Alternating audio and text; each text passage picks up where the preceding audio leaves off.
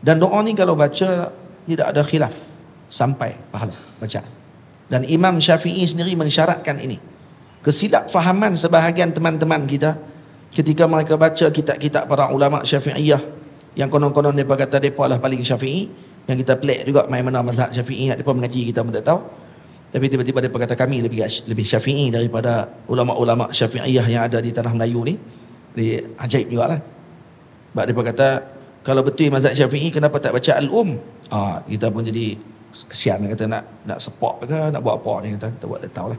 Kita kata dia ni macam kurang taklif kot gitu. Anggap dia tak ditaklifkan lagi ni Pak Long ni. Dia macam baru keluar daripada gua, lepas tu dia buat terkejut. Dia kata dia baru jumpa. Kata Al-Um, lagi hebat lagi, terjepit buah gambar pula. Gambar Al-Um terjemahan. Tu lagi mahal.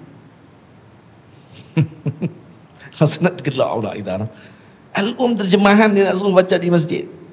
Aduh lawak tu. Kalau orang tanya dekat dia, kata ni baru mazhab Syafi'i.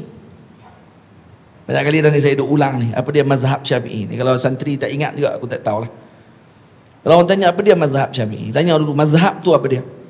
Dia ingat mazhab Syafi'i ni hanya qaul Imam Syafi'i saja. Ya, ini satu kesalahan besar yang telah dilakukan oleh kelompok ni.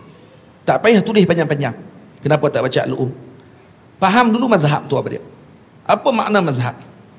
Mazhab al-Imam Syafi'i, itu yang dipandang oleh al-Imam Syafi'i, tariq al-Imam Syafi'i dalam kefahaman.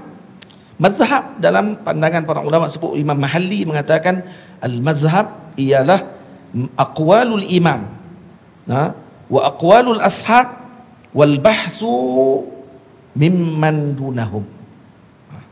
Al-bahthu mimman dunahum. Jadi tiga perkara dalam mazhab. Yang pertama, mazhab ialah ibarah an aqwalil imam.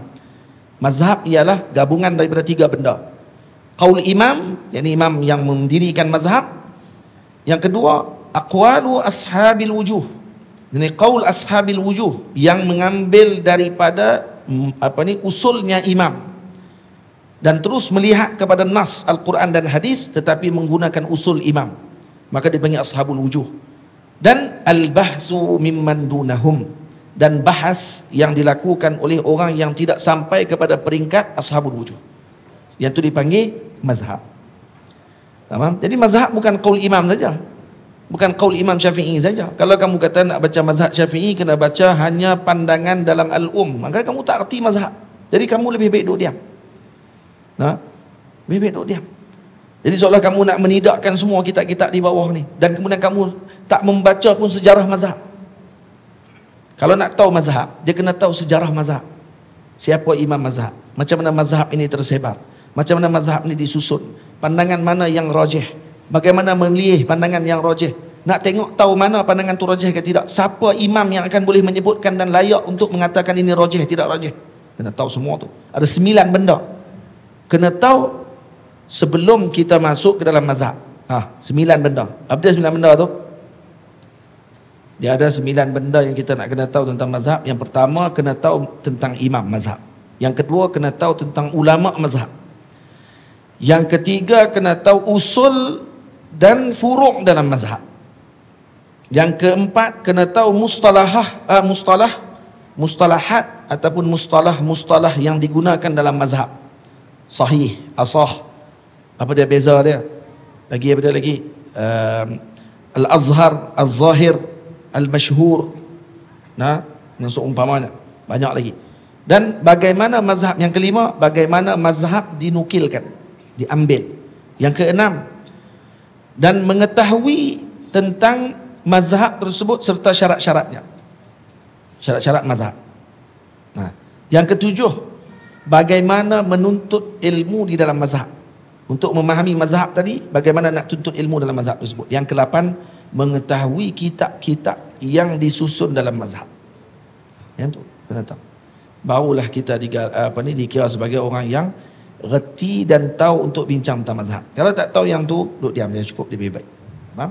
Ini doa ni kata Imam Syafi'i, kalau dibaca doa ni kepada mayat yang tidak ada di depan kita, maka akan sampai, kata Imam Syafi'i. Ya, Imam Syafi'i kata doa tidak akan bacaan Al-Quran dan seumpamanya tidak sampai ketika mayat tidak ada di depan. Dan kalau mayat di depan, kata beliau, sampai. Yang tak sampai ni ketika mayat tidak ada di depan. Kecuali kata beliau ketika dibacakan doa ni. Doa pada Allahumma ja'al wa awsil wa taqabbal thawaba ma qara'nahu. Ya Allah, jadikan, sampaikan, terimalah pahala bacaan yang kami baca ini disampaikan kepada fulan. Quran yang kami baca, tahlil yang kami baca, subhanallah yang kami baca, selawat yang kami baca, sedekah yang kami sedekahkan, sampaikan pahalanya kepada sahibul maqam, atau sahib kepada yang kita niatkan bacaan tadi, ataupun kepada yang kita tahlilkan pada hari tersebut. Faham?